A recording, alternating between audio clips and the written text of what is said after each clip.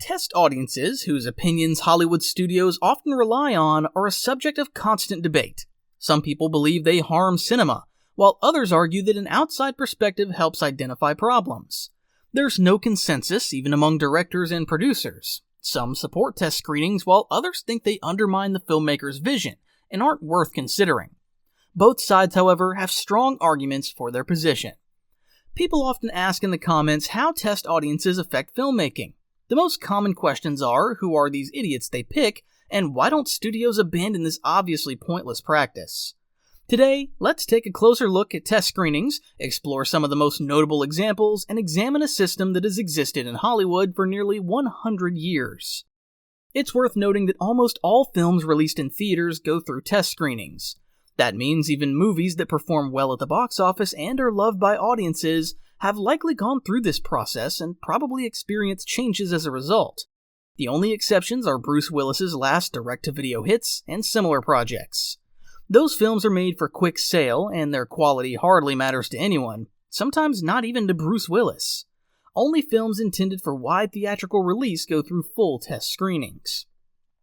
Test screenings were first conducted back in the 1930s and became widely used in the 1940s and 1950s. Naturally, they've evolved significantly over the years. At one point, test audiences were even handed special consoles they could use in real time during the movie. These devices were equipped with joysticks that let viewers indicate when they felt bored, scared, amused, or confused. Many people have probably seen similar gadgets on TV shows where audiences vote live for different options. However, this method was quickly abandoned. It provided too little useful information, and many viewers struggled with the controls, making the data highly inaccurate. Since then, the system has evolved, but for the past 50 years it has remained largely the same. Today, however, there are more and more companies that specialize in selecting test audiences for studios. Some organizations even run screenings exclusively for indie projects, since those require feedback from a very specific audience. One of the oldest and best-known companies in the business is NRG. Its branches are usually located in large malls where anyone can fill out a form and, if lucky, get a ticket to a Hollywood test screening that same day. The company receives studio requests to gather audiences of certain age groups for upcoming films, and staff recruit such people right there in shopping centers. Sometimes studios give more specific instructions, which significantly narrows the suitable audience. For example, a new Clint Eastwood film may need an older crowd, a romantic comedy may call for young couples, and a horror movie may require viewers who genuinely enjoy the genre. Horror is one of those categories where it's especially important to pick the right audience, because too many people can't stand horror films at all. If too many of them show up, they can ruin the reaction to a movie that horror fans would have enjoyed. Blockbusters, on the other hand, usually have no such restrictions, so their test audiences are simply drawn from the general movie-going public. As a result, anyone between 16 and 35 has a fairly good chance of being picked for a test screening of a film like Armageddon. There are also other ways films can be tested. In some cases, a movie is shown only to studio executives. If they're satisfied, the studio may decide not to hold public test screenings. Sometimes they skip them simply because the film turns out so bad that it's easier to shelve it and move on. Another option is to show the film only to studio staff. Officially, this is to reduce the chance of spoilers and plot twists leaking to the press. This method was used, for example, for Star Wars. Of course, it doesn't always prevent leaks. News that Episode 9 was received poorly spread online quickly, along with rumors about the supervillain who supposedly didn't die after falling into the pit at the end of Return of the Jedi. That film turned out to be such a chaotic mess, with endless reshoots, that keeping secrets became nearly impossible. In less troubled productions, though, keeping leaks contained among staff is much easier. Most movies screened for test audiences are still unfinished, often missing visual effects. Because of this, many people believe that showing sci-fi or effects-heavy films in this state is pointless. Before screenings, viewers are usually told what the movie's about, shown some concept art, and warned that the effects aren't complete. And while everyone agrees to ignore it, in practice that's not easy. Misunderstandings happen. For instance, Gravity tested very poorly with audiences, which frustrated director Alfonso Cuarón. Viewers simply couldn't see what was supposed to be good about the movie or how it would look with finished effects. Many even asked where the monsters were supposed to show up. Despite this complete failure in testing, Gravity went on to become a massive box office hit. During the test screenings of A Quiet Place, the creators thought they were doomed. The audience laughed through the entire second half of the film. It turned out the laughter was caused by director John Krasinski running around the set in a motion capture suit, doubling as the monsters. With no CGI, the film looked more like a comedy than a horror movie. Ironically, the audience loved it, giving it some of the best test scores in studio history.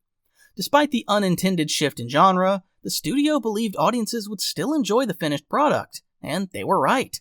The film went on to earn a huge box office return. But sometimes it works the other way around. The most famous case of audiences reacting positively to the wrong movie was during the test screenings of Mission Impossible 2, which Tom Cruise personally attended. The actor took photos with viewers, signed autographs, and told them how incredible the movie was going to be. Naturally, the audience, thrilled by such an introduction, gave the film higher ratings than they probably would have if Cruise hadn't been there. When the film was finally released in theaters, its audience scores were much lower than those of the first movie. Today, it remains the lowest rated film in the franchise. Although it did fairly well at the box office, Paramount Pictures was disappointed, as they had expected much more based on the test screenings. Filmmakers don't rework their movies only when feedback is negative. Even if audiences praise a film, they often point out weak spots. If there are enough comments about certain scenes, those parts might still be cut. Endings in particular are the first to be changed. There are plenty of examples. After test screenings, The Shawshank Redemption was given a more hopeful ending. In the original version of 28 Days Later, Cillian Murphy's character died quietly to mournful music. And Big with Tom Hanks originally ended on a much sadder note, but because of negative reactions, filmmakers returned Hanks' character to his parents. Of course, audience complaints don't always guarantee that an ending will be changed. The test screenings for the thriller Seven were disastrous. Viewers especially hated the ending. According to David Fincher, several older women even wished him a painful death as they left the theater. The studio wanted to change the finale, but Brad Pitt and Morgan Freeman defended it, insisting it remain untouched. In the end, the film became a massive success, and its ending is now considered one of the most iconic in Hollywood history. David Fincher, not surprisingly, is one of the directors who opposed test screenings altogether. His first film, Alien 3, was turned into something completely different because of them, and Seven nearly suffered the same fate. Some films even go through multiple screenings with alternate endings, which is why movies like The Butterfly Effect ended up with several different versions. Studios usually settle on whichever ending audiences liked best. Take Final Destination, for example. The film was generally well received, but the filmmakers struggled with the ending. Originally, Devon Sawa's character was supposed to be electrocuted, and 9 months later, Ali Larter's character would give birth to his child. Audiences found that absurd, so it was scrapped. After several rewrites, the version we know today made it to the final cut. After screenings, audiences typically fill out surveys with questions about specific moments, characters, or the ending. Based on this feedback, some actors may get more screen time, like Samuel L. Jackson in Jumper, while others might nearly vanish, as happened with Matthew Fox in World War Z. This doesn't necessarily mean those performances were bad, it's just how the feedback shaped the final cut.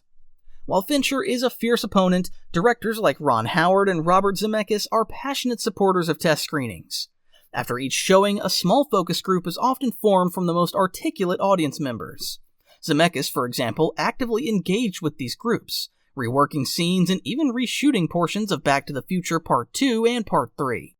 He did the same with Forrest Gump, sometimes alongside Tom Hanks, making changes or adding new scenes based on audience reactions. The last question on these surveys is usually, would you recommend this movie to your friends? That question is considered the most important. If too many say no, the studio knows trouble is ahead. But not all studios handle test screenings the same way. Marvel, for example, usually invites fans of their films. These viewers already know what to expect and don't mind that they're watching a cut without CGI or a proper soundtrack. Warner Brothers, however, often takes the opposite approach, sometimes bringing in audiences unfamiliar with superhero films. Many believe this is exactly why Justice League bombed so badly at test screenings.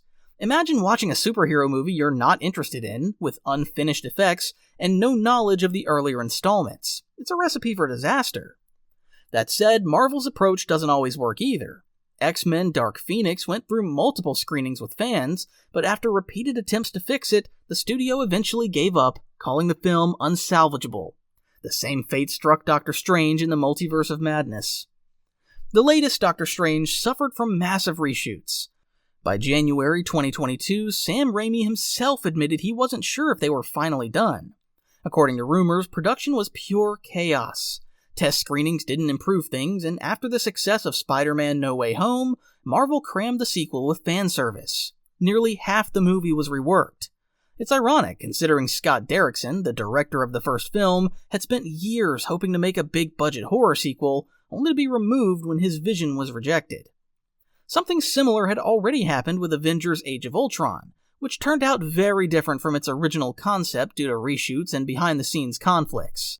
The final Doctor Strange received mixed reviews and became one of the most expensive Marvel projects ever. Its budget ballooned from an initial $170 million to $250 million, and eventually to $414 million because of reshoots and pandemic delays. So now you have an idea of what test screenings are and why they exist. Whether they're necessary or harmful is still up for debate. Everyone can form their own opinion, especially since Hollywood itself doesn't have a clear answer. Films like Last Action Hero or Starship Troopers struggled after test screenings and underperformed at the box office, even though they weren't bad films at all. On the other hand, directors like David Fincher remain justified in their skepticism. After all, the ending of Seven might never have survived without a fight. Thanks for watching, and stay tuned.